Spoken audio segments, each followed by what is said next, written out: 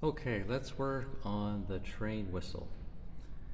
The first one, the train whistle, is all about the groove and varying articulations, as well as double stops, which for most of us, we're not used to playing this many double stops, so be careful not to hurt yourself. Disclaimer, this is just how I worked on it, some ideas that I have. I haven't consulted actually with Minsky on this, so if you want to go to the source, write or contact him and say how much you enjoy his etudes. So with all of these, will first work on the hardest sections and practice those hard sections first, and then play it at a slow tempo so that we can play along in the Kairos practice pal spirit. So the first, I think, issue you'll see is, we've got all these double stops. Okay, we got the major third, right? With a little slide. Sounds like the whistle, right? The train, right? Old train. You can just practice that.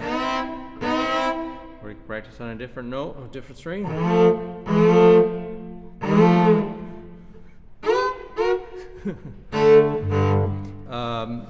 And the next set of double stops are fourths. So we go on the third bar.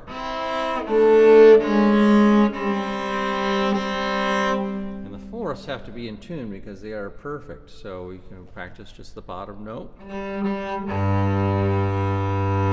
then add the top note. And then how do I know it's right?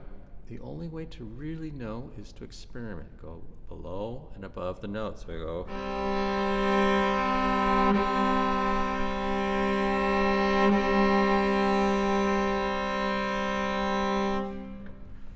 So I would practice double stops just separately, and again, don't hurt yourself on these. You do have to develop some endurance.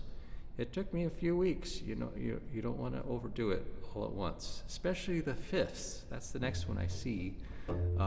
It's line 1, 2, 3, 4, 5, and we have it here.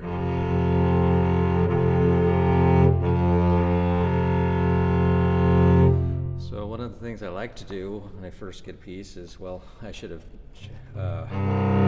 checked your strings.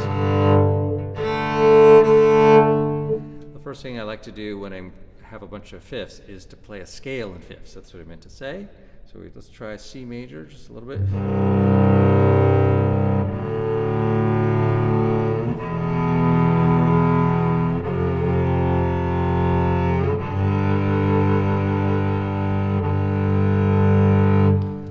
All with first finger first, and then I'll go up maybe an octave or two.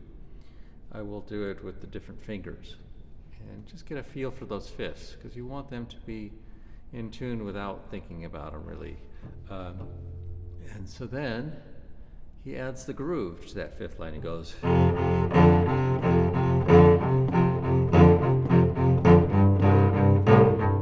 Right? So we'll work on the groove in 1 second. Let's see if there's any other double stops. I mean, there's the sixth, right? Again, how do you know it's in tune? Well, you can tune with a tuner, but that will give you only 90% accurate. You have to use your ears. So you have a D here.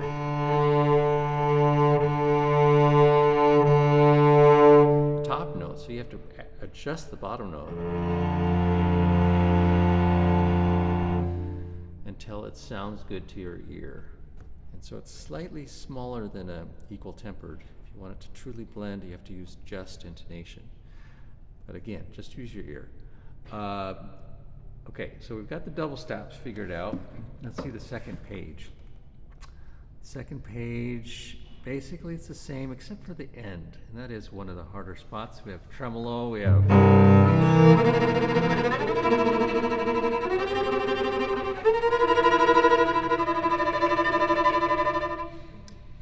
and what I will do, so we don't infringe on copyright, I will upload maybe just one page so that you can be sure to buy this from his publisher, Oxford. It's Oxford University Press. So go out there and buy this. But I thought for at least some fingering ideas, I have some fingerings marked such that you can get some ideas. So fingering here that I used for the diminished fifth, and then perfect fifth. I just roll my hand over and supinate my hand. And then I go one thumb.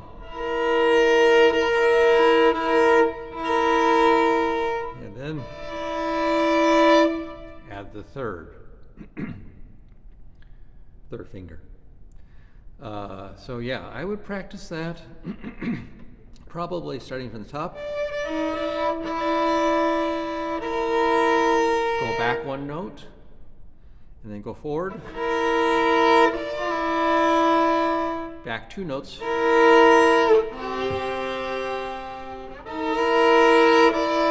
Back three notes.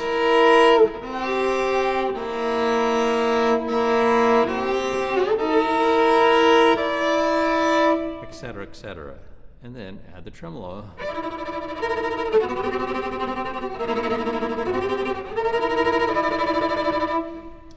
So that's your first hard spot to work on. I'd say the second was just like the third bar. You know, this.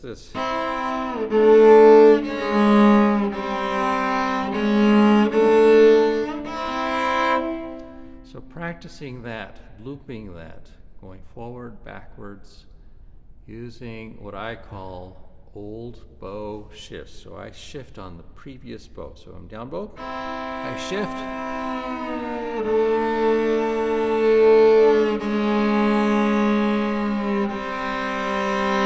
And you may want to practice it with that slide for a while. So you make sure you're on the previous bow. That works well when you speed it up. You will never be late that way. Okay, enough talk about one last thing, the groove.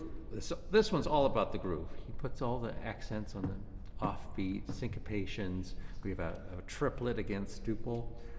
You can practice with the metronome, but what I found is it's a lot more fun and a lot more true to this style is if you get a drum machine. There's lots of apps you can get. I happen to have this, what it's called the super metronome. Super metronome, it looks like this. See, it's going right now. And it's got some cool features. You can change all the different styles. This is just the default setting. You can change all the different kinds of grooves. But we're just going to use the default. And let's practice. This will not only reinforce our rhythm, but the groove feel with the offbeats.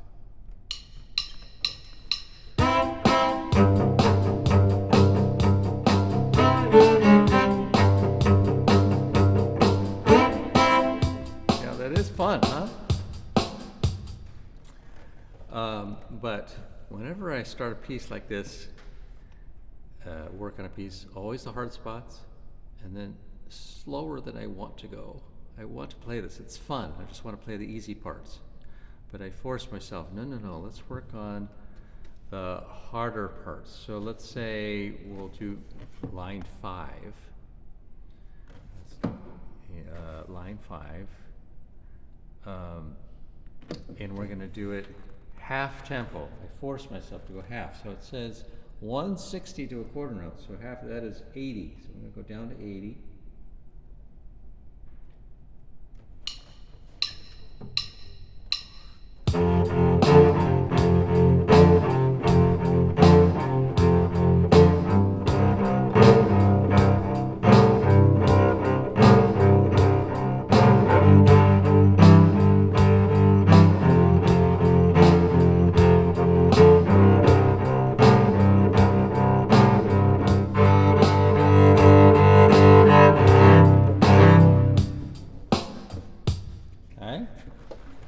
So yes, that's a lot of fun. I notice what I'm doing to really feel this rock beat is I tap my toe or my heel slightly. To feel rhythm, you have to move first. You can internalize it later, but if you look at most rock musicians, they're moving. They want to really feel that groove strongly. Okay, so we're gonna, maybe you can tap on 1 and 3, so we go. I don't know if you can see my knee go up and down.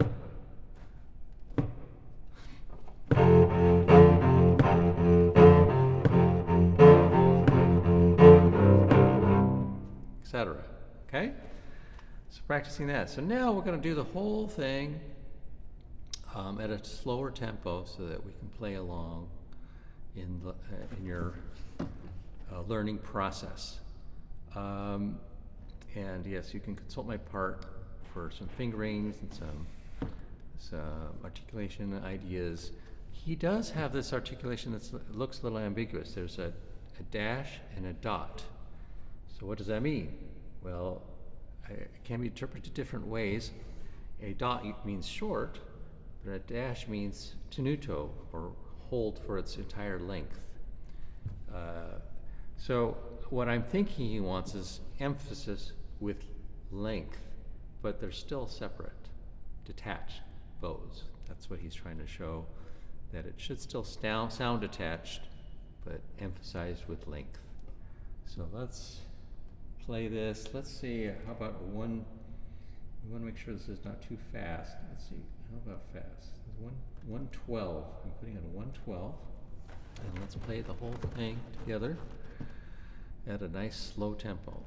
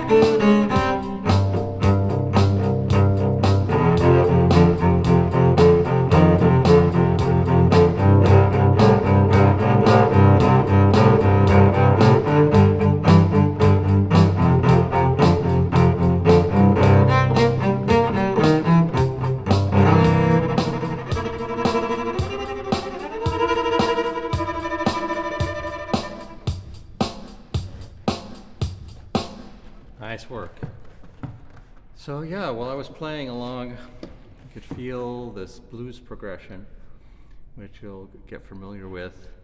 And I was just thinking, wow, you could almost like lay down this track, this groove, and then improvise a blues counter melody to it. So that might be sort of a fun project. Enjoy the train whistle and the process of working on it. Have fun.